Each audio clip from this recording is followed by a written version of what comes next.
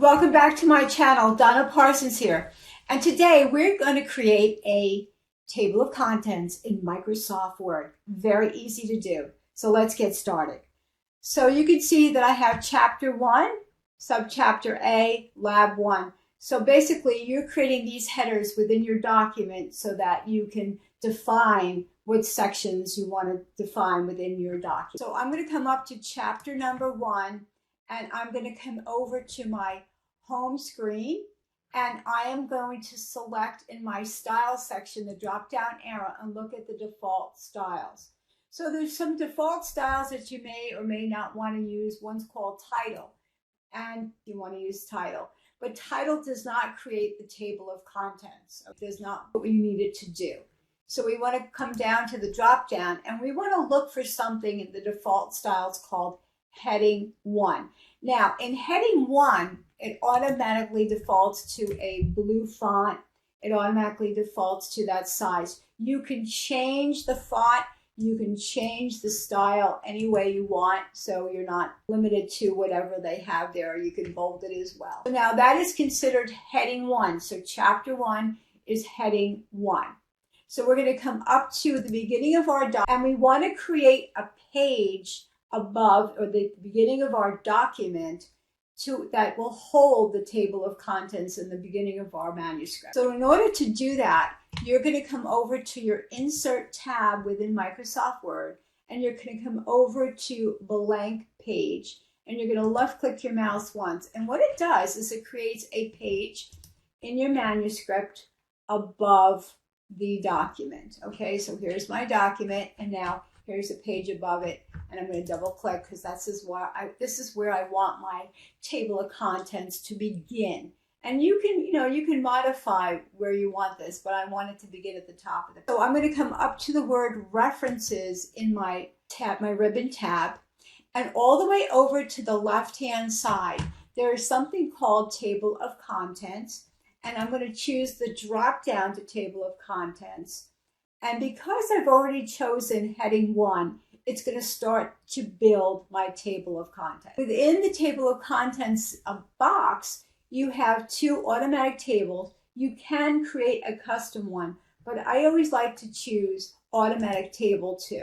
And here you go. It starts to create your table of contents. So let's go down, and now let's take a look at the subchapter. So within your document now, you have a subchapter within the document. Maybe you're defining a glossary or terms or something else within your document.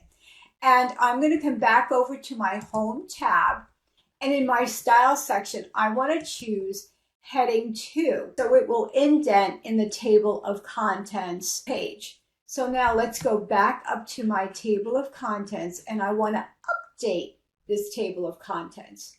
In order to do that, I'm going to left-click my mouse right inside this area. And when I hover over it, it automatically goes like a light gray. And I'm going to left-click once anywhere within that area. And you get a little box that pops up that says Update Table. So I want to select where it says Update Table. And my dialog box says, okay, do you want to do page numbers or do you want to do the entire table? I want to select the radio button that says Entire Table. So when I do that and when I click OK, look what happens. Subchapter A automatically starts to be defined. So let's come back down to our document and let's choose Lab 1. And now I want that to be also indented as a Title 3. So let's come back to our Home tab. Let's come over to our Style section, and you can see I have something called Heading 3. And I want to left-click my mouse on heading 3. So when I come back up to my table of contents and I want to add that lab in there, I'm going to left-click again, and I'm going to update my table once again, and it will automatically add lab 1 there. Okay, so that's how it's defining my chapters. If I decide to change, for example, Lab 1, and I don't want it to be indented below subchapter A, I can always choose that, and I can always select it, and I can say, okay, I want that to be heading 2 and not heading 3. And I come back up to my table of contents, and I now change that, you can see it moves it back to the left. So it changes the indentation in my document. Let's do one more. Let's go back down to chapter 2. So let's select chapter 2 and let's do heading 1. So let's come over to our style section and choose heading 1. And if I want to bold it, I can. There you go. I'm going to go ahead and bold it. Maybe I want to make that one red for whatever reason. There you go.